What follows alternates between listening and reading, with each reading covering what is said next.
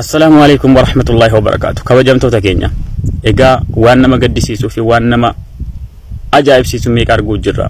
Shamarreen keenya meeqatu jirti yaa obboleeyyan kiyya kan mana harabaa keessatti ukkaafamtee taa'u jirtu. Kan namni sagalee siin dhageenya meeqatu jira. Yaa ummata keenya dhaggeeffadha. Oromoo kutaa lamatti hojjetame gochi kun guyyaa eenyuma kana guyyaa lamaan sadan kana keessachaadha. Biyya Suudi Arabiyaa Muzaamiyaa keessatti. Tokko gurbaa Jimmaatii tokko Harargee ta'u tokko Arsii ta'u hin beekne logonni isaa garuu Harargee fakkaata. Egaa saahiba waliiti jarri osuma waliin dalagannu haramni jarri bira dalagan kun ijoolleen kun istida dalagu halkan dhufaniiti ukkaamsanii fuula hidhanii fudhanii deemanii gaara keessa yookaan jabala yookaan saaraa keessa bakki ilmi namaa hin agarre geessaniiti ijoolleen kun harabifanii beekanii walii dawwalaniiti ijoollee fuunee deemne irraa akkam goona jennaan gorra'aatii dhufeen kalee keessaa baasaa jedheen morma irraa gataa dhufeen kalee baasaa jedhee jedhani tokko. Asumaan gurbaan inni kun inni Jimmaa kun maal jedhe guyyaan keenya har'aa kun dhumatteetti shaadaa qabanna jedhee walii himani. Achumaan gurbaan inni kun gara duubaa taa'u jira akka carraa ta'e hulaan irraa banamee jennaan hulaa kana ennaa banatu hutaalee harkaa badee gurbaan inni Jimmaa kun immoo hajjeefame daruuri mumkin laazima hajjeefamuu dhabu sagalee isaa namni dhageen jiru hanga yoona. Mucaan kun har'a maal jedha gurbaa Jimmaa kanaa jecha boohicha waan hin mudadhabecha ni bu'a. Osuma akkana jennu Rabbi wal nama jaallachiisa namni saahibni duruma wal jaallata. Kanaafu jennaani nama meeqatu jira kan sagalee isaa dhagaa hin jirre kan ukkaanfamaa jiru. Egaa ijoollee keenya dalagaa arganne jettanii fiiddan dalagaa arganne jettanii haraban beenne bira deemtan adaraa dhiisaa dalagaa dhabdanii nagaan biyya keessanitti galuu isinii wayya. Yaa ummata keenya biyya keessatti ni dhumna biyya namaatti ni dhumna as gaara keessatti nama 300 nama 400 bakka tokkotti saaroo kan fixaa jiran. Nuti jecha nama sagalee nuutoo hin qabnu mootummaa hin qabnu hin baasii hin qabnu kan isin beeku qabdan hin qabnu eessatti qabnamee nu hima. Osoo namni tokko sagalee namaa ta'ee sila ilmi namaa akkanatti hin dhumu. Mee shamarreen keenya moo meeqatu jirti kan mana harabaa keessatti ukkaanfamtee jirti. Osoo dhalaa jennuuti dhiira irratti raawwatamu eegale dubbiin kalee kun immoo eessarraa ka'ee as biyya keenya biyya Itoophiyaa dadhabduu keessattiyyuu namni kalee jecha wal fixaa jira. Magaalaa Finfinnee keessatti nama meeqa qabame? Bishooftootti nama meeqa qabame? Kanaaf osoo beektanuu jecha dubbiin kalee hammaatee jira. Dalagaa arganne jettanii hin fiigina. Bakka Oromoon baay'attu deemaa dalagadha. Waliin qoodina kutaa gandaan waliin qoodina. Rabbiin jechaadha. Amantaadhaan walitti nu hidhee jira. Oromummaadhaan walitti nu hidhee jira. Wanni nu hadda baanu tokko. Assalamualaikum warahmatullahi wabarakatuh. Akkam ijoollee Oromoo nagaa keessanii fayyaa keessanii.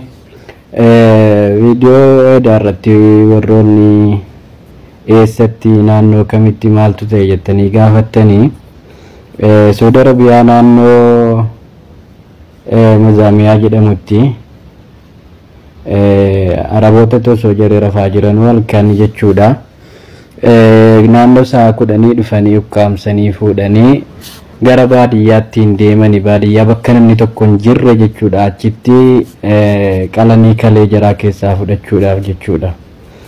Akkasitti tokko Rabbiin baasee amma tokko immoo ijoolleen naannoo Jimmaa tokko immoo bakka kana jiraa hin beekamu. Akka Rabbiin isas baasu du'aayii godhaa. Namoonni naannoo sana jirtan namoonni quba qabdan lakkoofsa arabasanii namoonni beektan waan kana irratti suutumaan karaa kamiin iyyuu taanaan akka inni gaafatamu akka inni bakka inni waan inni irra jiru barru nu barreessaa isiniin jenna. Kan kanarraa hafee bakka kamitti iyyuu of eeggannoo gochuudhaan dalagaa seenaa isiniin jechuu barbaada. Gara kiyyaanii namoonni kamiyyuu amma yaanii jabaatee jira akka duraaniitii miti of eeggannoo godhaa isiniin jenna. Akkas ijoolleen Saudi Arabiyaa keessaayyuu waan kana sirriitti akka waliif dabarsitanii bakka inni irra jiru waan inni irra ga'ee jira moo hin jiru isaa bartan abdii qabna jechuudha. Kanaafuu du'aa godha. Oromoo na dhaqqabe, Oromoo na dhaqqabe, Islaama na dhaqqabe, Oromoo na dhaqqabe. Riyaadi Sulxaanaa bakka jedhamu, Riyaadi Sulxaanaa bakka jedhamutti haati manaa Xaahir Gadaa nyaata kiyyatti summii nayxe, nyaata kiyyatti summii nayxe. Osoon beeke summii san nyaadhee gubachaa jira sa'aatii wayiitiif gubachaan jira sa'aatii wayiitiif taa'ir gadaatti bilbilee waan nyaadhe summii wayii ta'uun oolu waan nyaadhe hin beeku na dhaqqabi shahaadaa na qabsiisi jedheeni aannan wayii nama Jamaal jedhamuun na erge aannan saniin na dhaqqabani eegaruun kiyya ba'uu gahe rabbiin oolchuun oolu aannan san dhugee marraa lama haqqisee summii sun haga narraa baay'inatti fakkaata garuu lubbuu kiyyaan ba'uu fi ba'uu dhabuurraa hin beeku Oromoo na dhaqqabe Islaama na dhaqqabe hattaa yoo shahaadaalee na qabsiiftan na dhaqqabaa shahaadaa na qabsiisaa yaa Oromoo Islaama ani mu'allafaadha ani amantii Islaamaan qaba gosti tiyya Tuulama amantii Islaamaan qaba dhalattuu Baalee Roobeeti amantiin kiyya Islaama maatiin kiyya Tuulama maatiin kiyya gosti Tuulama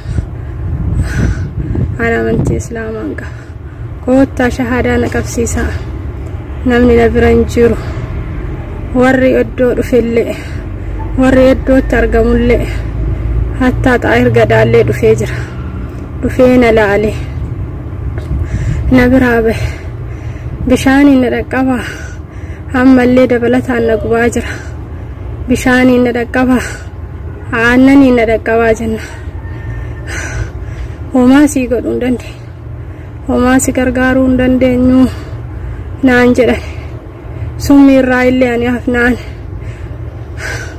bishaan naa kennuu didan aannan naa kennuu didan nyaataa dhugaatiidhaan na ajjeesaa jiran admaa natti godhan Oromoo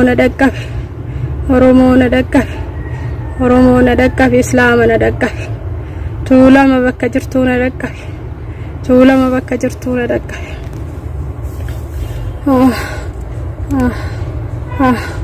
lakkoofsi bilbila kiyyaa 577 1 iimoollee kanumaan hin qaba Oromoo bakka jirtuu na dhaqqabe Oromoo sitti iyyadhee na dhaqqabe Oromoo sitti lallabadhee na dhaqqabe Oromoo dhugaa na dhaqqabe ummanni Islaamaa dhaqqabii shahaadaa na qabsiisi namni Islaama maqaa Islaamaa himatu yoo summii na nyaachisellee Islaamni guutuunuu akka tokko jedheen amanu koottaa shahaadaa na qabsiisaa bakka jirtanii koottaa shahaadaa na dhaqqabsiisa yoo viidiyoon kiyya kusi dhaqqabe namni viidiyoo kiyya gurraan dhageette akka dhugaan tiyya hin baaneef akkaan dhugaa tiyya ol hin baafneef summii irraa hafnaan nyaataan na adabaara nyaataa dhugaatiin na adabaa jiranii Oromoo na dhaqqabii bakka jirtu